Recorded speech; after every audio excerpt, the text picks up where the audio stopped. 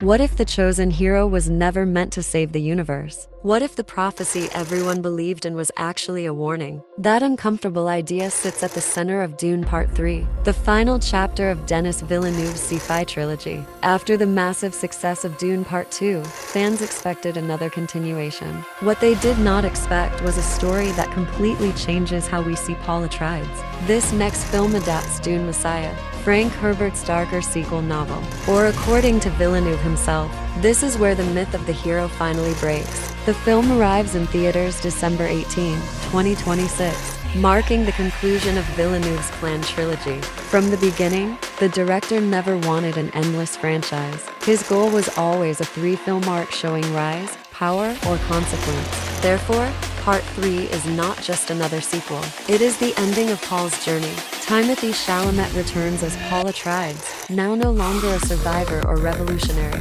He is emperor of the known universe. Power has shifted completely. The boy who once searched for destiny must now face the cost of becoming it. Zendaya returns as Chani. However, her relationship with Paul stands on fragile ground. Villeneuve has hinted that her heart begins this story broken, setting emotional tension immediately.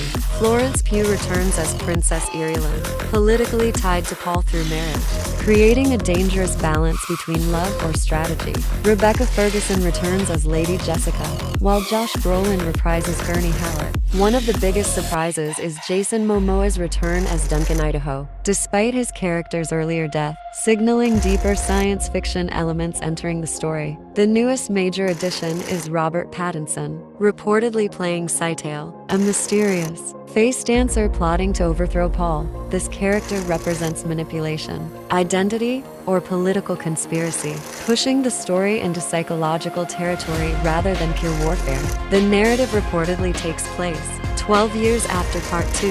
That time jump changes everything. Paul rules as a religious emperor while a galaxy-wide holy war unfolds in his name.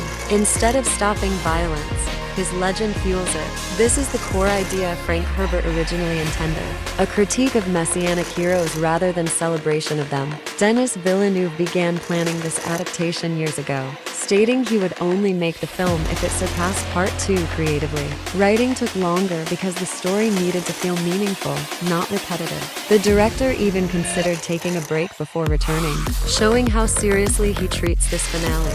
Filming began in July 2025 in Budapest, before moving to the deserts of Abu Dhabi, bringing the world of Arrakis back to life with practical environments. Large portions were shot using 65mm film cameras, including IMAX sequences designed for massive theatrical scale. Cinematography shifts slightly this time, with Lina Sandgren replacing Grieg Fraser due to scheduling conflicts. Editing returns to Joe Walker, maintaining continuity with the previous film's pacing or visual rhythm. Hans Zimmer also returns to compose the score. His music defined the sound of Dune's universe, blending ancient chanting with futuristic sound design. Expectations are extremely high because the final chapter demands emotional closure, equal to its visual scale. One of the most fascinating additions involves Paul's children, Leto II or Ganima, introduced as key figures shaping the future of humanity. Their presence signals that the story expands beyond Paul himself, hinting at a legacy far more complex than victory or defeat. Villeneuve has repeatedly emphasized one idea while writing this film. Paul Atreides is not a traditional hero. The trilogy was designed to slowly transform audience perception, showing how admiration can become fear when absolute power enters the equation.